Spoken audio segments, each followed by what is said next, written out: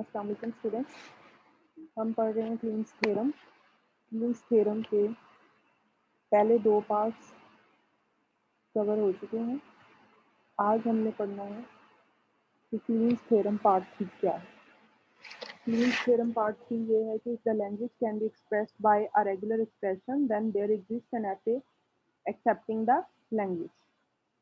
जिसका क्या मतलब है कि अगर आपके पास रेगुलर एक्सप्रेशन मौजूद है किसी लैंग्वेज का, तो आप उस लैंग्वेज के लिए एक एफ बना सकते हैं। जैसा कि हमें मालूम है कि रेगुलर एक्सप्रेशन एडिशन, कंकैटिनेशन और क्लोजर की प्रॉपर्टीज से मिलकर बनता है। इसके अलावा नल स्ट्रिंग भी शामिल हो सकती है उसके अंदर। तो जब भी हम रेगुलर एक्सप्रेशन बनाते हैं तो एफ से बनाना आसान हो जाता है।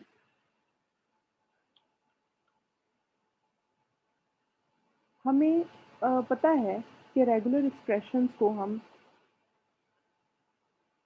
तीन प्रॉपर्टीज हमने देखी थी रेगुलर एक्सप्रेशंस की। वो ये कि उनको आप प्लस कर सकते हैं, कंकैटिनेट कर सकते हैं और क्लोजर बना सकते हैं। तो अगर आपके पास एक लैंग्वेज है for example consisting of only b, तो उसकी आप ऐसे इस तरह से बना सकते हैं कि बी सिर्फ स्टार्ट स्टेट से बी एक्सेप्ट हो रहा है, फाइनल में जा रहा है, और ए कोमा बी फाइनल से निकल रहा है, यानी that is useless, only a string b is being accepted.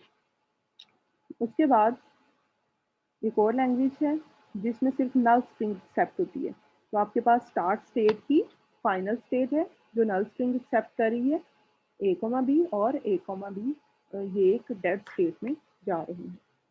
तो ये तो थी दो एफ की एग्जांपल्स। अगर आप ये कहें कि R1 एक रेगुलर एक्सप्रेशन है और R2 एक रेगुलर एक्सप्रेशन है, तो उनको आप कंकैटिनेट कर सकते हैं, सम कर सकते हैं, और उनका किसी रेगुलर एक्सप्रेशन का क्लोजर भी निकाल सकते हैं। तो जो भी रेगुलर एक्सप्रेशन होगा उसकी आप ऐसे बना सकते हैं।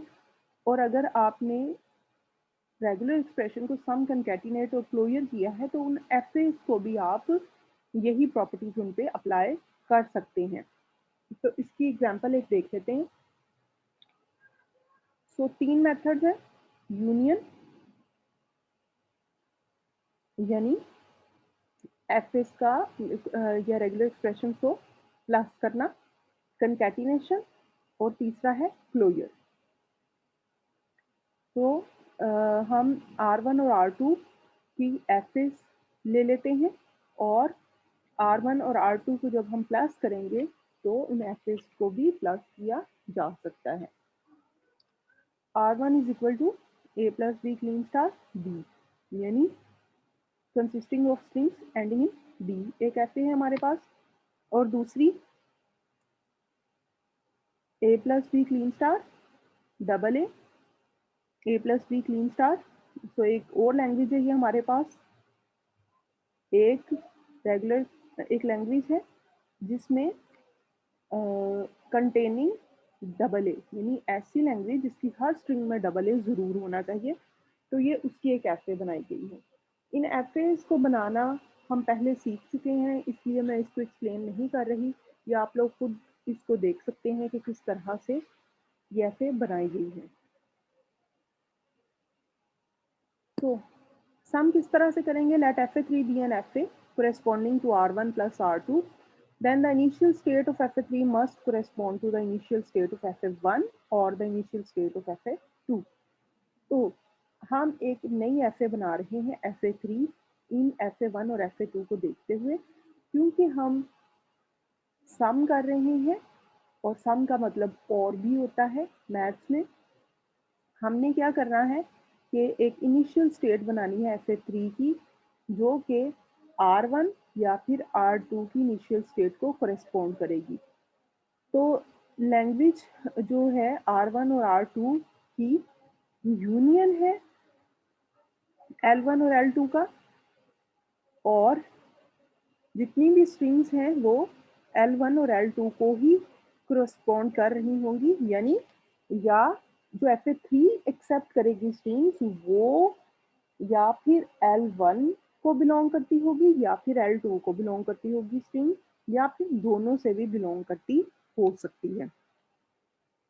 सो FA3 की फाइनल स्टेट या फिर FA1 की फाइनल स्टेट होगी या फिर FA2 की फाइनल स्टेट होगी या फिर दोनों की फाइनल स्टेट होगी।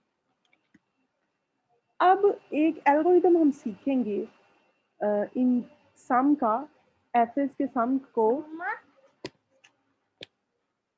सम को निकालने के लिए हम एक एल्गोरिथम सीखने लगे हैं। उसके स्टेप्स कुछ इस तरह से होंगे।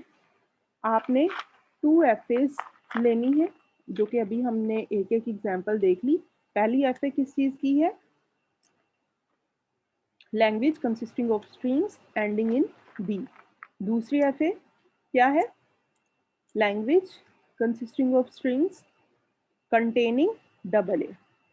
So what we are going to do is, सबसे पहले आपने एक स्टार्ट स्टेट लेनी है, उसको नाम दे देना है Z1। उस स्टार्ट स्टेट में आपने दो स्टेट्स डाल देनी है, कौन कौन सी? X1 और Y1 which is start states of both the FAs. We are going to make the transition table of FA3. So A letter अगर आएगा तो आपने ये देखना है कि X1 पे A आने पे हम कहाँ पे जा रहे हैं। X1 पे A आए तो हम X1 पे ही रहते हैं, तो यहाँ पे हमने लिखना है X1, कॉमा Y1 पे A आने पे हम कहाँ पे जाते हैं? हम Y2 पे चले जाते हैं, तो हमारे पास जो पेयर बनेगा वो है X1, Y2। इसको हम एक नया नाम दे देंगे, एक single name of state Z2। Then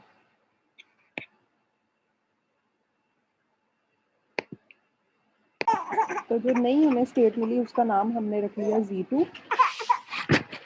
इसके बाद जिस तरह से हमने लेटर ए के पार्ट्स देखे for both states X1 and X2, इसी तरह से हम लेटर बी के लिए अब देखेंगे कि X1 से लेटर बी रीड करके हम किस स्टेट पे जा रहे हैं? X2 पे। इसी तरह FA2 में Y1 से बी रीड करके हम Y1 पे ही रहते हैं। दिस लूप शोज दैट, तो हमारे पास क्या पेयर बना? X1 X2 Y1। इसको नया, ये एक नया पेयर है, तो इसको हमने नाम दे दिया Z3 का। नेक्स्ट जो हमारा टारगेट है वो है Z2, यानी Z2 के लिए हमने देखना है लेटर ए रीड करने पे हम कहाँ पे जा रहे हैं और लेटर बी रीड करने पे कहाँ पे जा रहे हैं।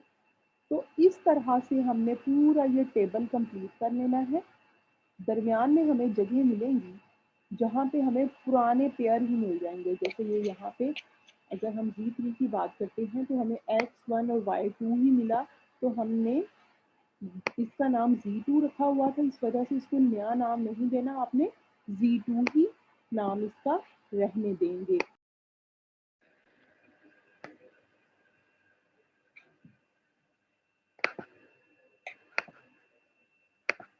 तो इस तरह से जब हम यहाँ पे सारी स्टेट्स हर लेटर के लिए देख लेंगे, ट्रांजिशन टेबल को कंप्लीट कर लेंगे, तो हम इस ट्रांजिशन टेबल को देखते हुए एक ऐसे बना सकते हैं जिसमें Z1, Z2, Z3, Z4, Z5 5 states हमारे पास आ गई, वही जो हमने अभी यहाँ पे बनाई है। और ट्रांजिशंस कैसे बन जाएंगी? Z1 पे कौन सी ट्रांजिशन है? Z1 पे ये ट्रांजिशन है, ए आने पे Z2 पे जाना है, बी आने पे Z3 पे जाना है, ए आने पे Z2 पे, बी आने पे Z3 पे, और इस तरह से ये हमारी ऐसे कंप्लीट हो गई। अब एक और चीज़ इस ट्रांजिशन टेबल में अगर आप गौर करें तो आपको Z3 के साथ प्लस, Z4 के साथ प्लस और Z5 के साथ प्लस नज़र आ रहा है, जिसका मतलब है Z3, Z4 और Z5 क्या है? फाइनल स्टेट्स है। और जब ये फाइनल स्टेट्स हैं तो